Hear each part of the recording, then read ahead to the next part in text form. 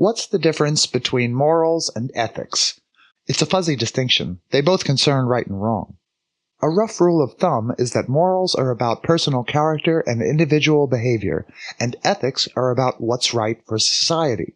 So you hear about professional ethics because they concern the general practice of a profession in society, but no one ever says professional morals, because moral standards are personal. And because morals are personal, we can talk about moral right and wrong in terms of the goodness or badness of a person, or of their character, or of their thinking.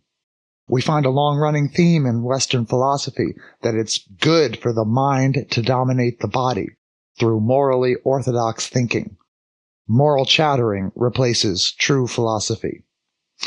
This doesn't sound like it's about class struggle, does it? But what if the body refers to a body of people? The body of people who are ruled by some state? And what if the mind refers to the wise men who rule? In this slideshow, we'll alternate between intellectual history and world history. We'll include the state of origin for all the political philosophers in our cast of characters. Spinoza's closest influences arguably include the founders of liberalism and modern philosophy. But centuries of thought about the law of nature precede Spinoza. What else happened in Europe as the modern theory of natural law developed? Serfdom ended for millions. Colonialism was accepted as a recipe for national economic well-being. Commercial and literal empires flourished and faltered. Pre-industrial capitalism came screaming into the world. Actually, the ideas of natural law and natural right are ancient, not modern. Deleuze takes Cicero as a spokesperson for antiquity, because Cicero synthesizes what Plato, Aristotle, and the Stoics thought about natural law. Deleuze boils it down to 4 ideas. The last one's the nasty one. Against these 4 ideas, Deleuze says, Hobbes will offer 4 counterpoints. We'll come back to Cicero and ideas about natural law in ancient Europe. But before we resume with Cicero, here's how Hobbes' story ends. Hobbes wrote the book Leviathan, in which he argued that the only correct type of government was absolute monarchy. Although the founders of the Republic of the United States were not monarchists, they were profoundly influenced by what Hobbes thought about sovereignty. The creation of the political theory of liberalism is most often credited to Locke, but some, like Leo Strauss, credit Hobbes with the founding of liberalism. If you don't know who Leo Strauss is, don't worry about it. The guys at the Know Your Enemy podcast are obsessed with him. If you want to know more about a political philosopher who influenced many conservatives. Back to Cicero. The first principle of natural law in antiquity is that what we are for some reason, some purpose, some end. What a human being is for is to be reasonable and social. It's what we're born to be by nature. Second principle, the natural state of the individual is conformity with nature in a good civil society. So far, this doesn't sound so bad, right? It sneaks up on you. Third principle, it takes an individual act of reason for our power to become actual. Well, what follows from all this? Who should have power? Fourth principle, the wise man is the best judge. So, the wise man should rule. The wise man has authority by natural law. Don't cancel me, it's Cicero saying it, as summarized by Deleuze. Of course, it's a nonsense idea. Cicero's world was, well, not long for this world. By the 13th century, a trade network connecting the South China Sea with Belgium had already been established. I'm not saying there was a superhighway, but there was a trade network stretching from the Atlantic to the Pacific. Meanwhile, Europe struggled through the crisis of the late Middle Ages. Population estimates in this period are at best educated guesses, but there isn't much argument about what direction the number was heading in the 1300s. Down. Net population loss. Europe was not in a position to be doing much colonial expansion, is my point here. But Europe was trading with Asia. Europe had been trading with Asia for quite a long time. Ancient Rome got its silk via the Silk Road. What's novel about Marco Polo's travels in East, South, and Southeast Asia is that Europe had not been in cultural communication with these places. But certainly, goods for sale were communicated across the Eurasian trade network. And so, it must have been a very big deal for Europe when, in 1453, the Ottoman Empire captured Constantinople, ending the Silk Road and cutting off trade between Europe and Asia.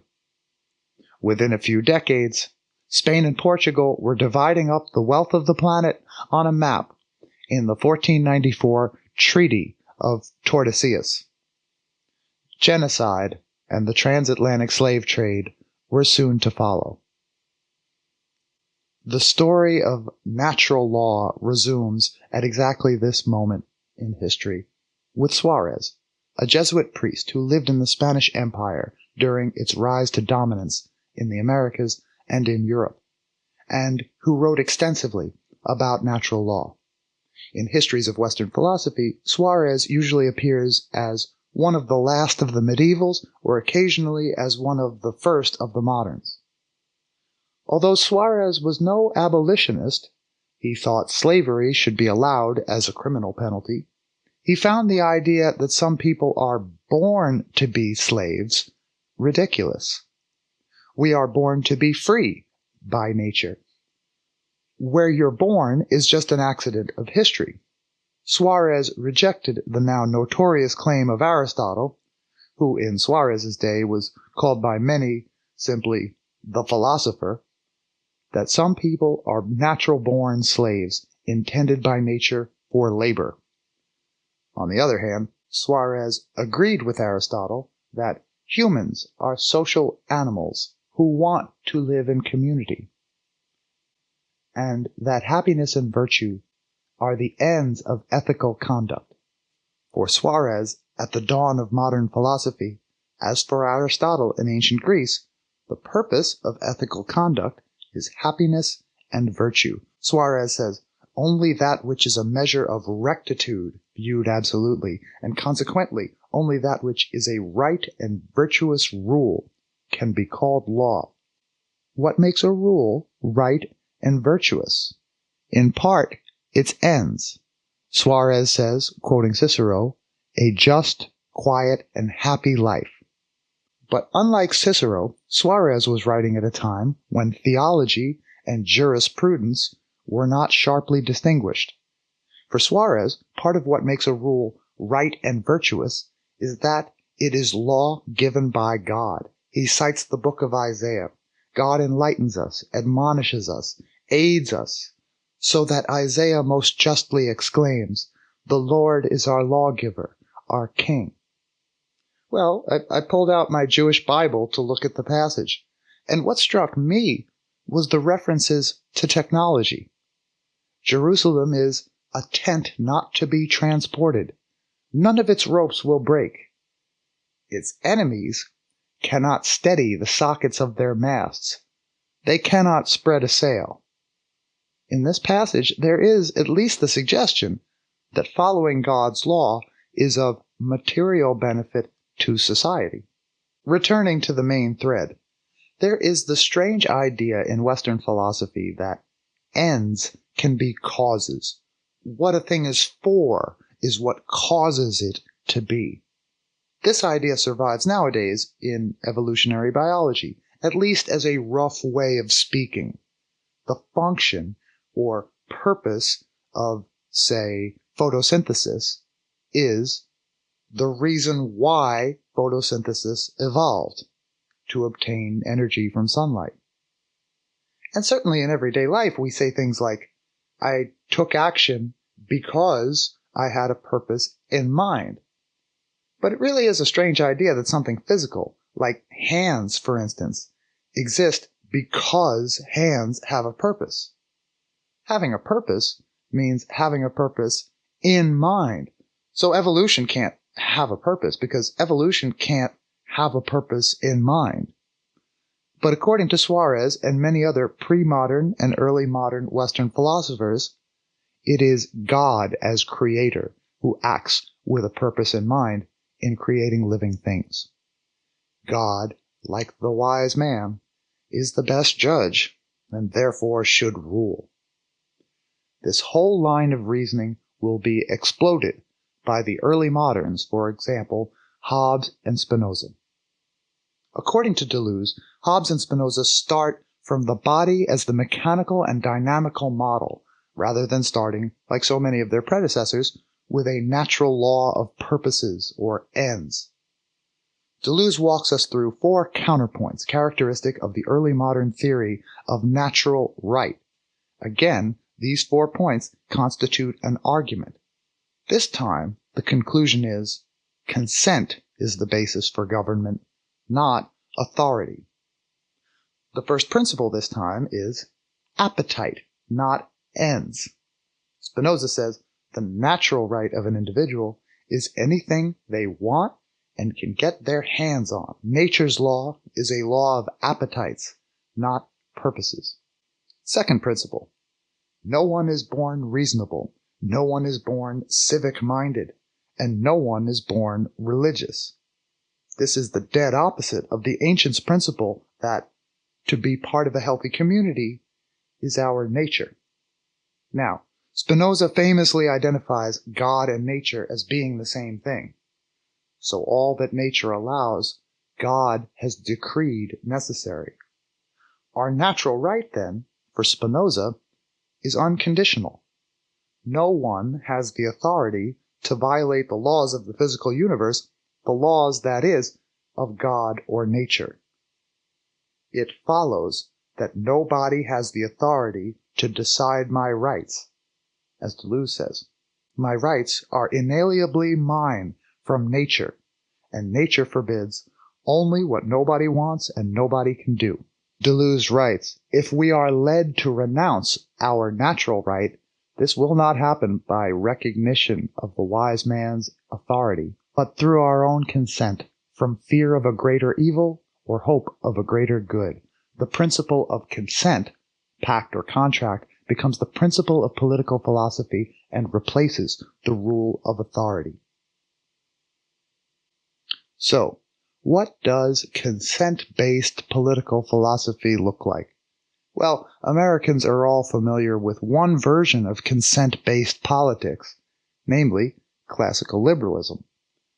Spinoza, however, is in certain ways closer to Hegel and Marx than to Locke and Hobbes. Let's take a look. Summarizing Spinoza, Deleuze writes, reason would amount to nothing and would never come into its own power did it not find help in a collective power, that of the state or city. The city is in no way a reasonable association. What motivates its formation is, alternately, fear of barbarism and hope of a greater good. The city is in no way a reasonable association. The state distinguishes the just and unjust only insofar as they obey, or do not obey, its laws. The city is in no way a reasonable association. Having renounced their right to judge, citizens rely on a state that rewards and punishes. But precisely because it is a whole, the city can preserve itself only insofar as it tends toward the end that sound reason teaches all to pursue, ethical best practices. The power of knowing, thinking, and expressing oneself remains an inalienable natural right, which the city cannot compromise without reintroducing between itself and its subjects relations of simple violence. A city is so much the better the more it relies on joyful affections. The love of freedom should outweigh hope, fear, and confidence. Let's wrap up by looking at Spinoza's definition of democracy. Deleuze writes that the primary question of The Ethics, Spinoza's most famous book, is, what must we do to be affected by a maximum of joyful passions? The answer? We should rely on the very slow empirical effort which finds in the city, as self-sovereign collective, the conditions which make a maximum of joyful passions possible. Now, Spinoza's consent-driven theory of natural sovereignty in an ethical democracy does not start out sounding very consent-driven. Spinoza writes, "It is by sovereign natural right that big fish eat the little ones." Nature does not frown on anything at all urged by appetite. We see here two of the principles of early modern political theory identified by Deleuze: appetites, not purposes, and natural right is unconditional. The consent part is coming. We are born unreasonable, Spinoza thought. The natural right of every person is determined not by sound reason, but by their desire and their power. The consent part is coming, I swear. But first, notice the emphasis on what is material. The body. All a body can do is its natural right. A body always goes as far as it can, in passion as in action, and what it can do is its right. The life of a human being, without the benefits provided by society, like Hobbes said, is nasty, brutish, and short. To achieve a secure and good life, Spinoza says, people had to unite in one body. They therefore arranged that the unrestricted right naturally possessed by each individual should be put into common ownership, and that this right should be determined by the power and will of all together. Spinoza defines a democracy as such a united body.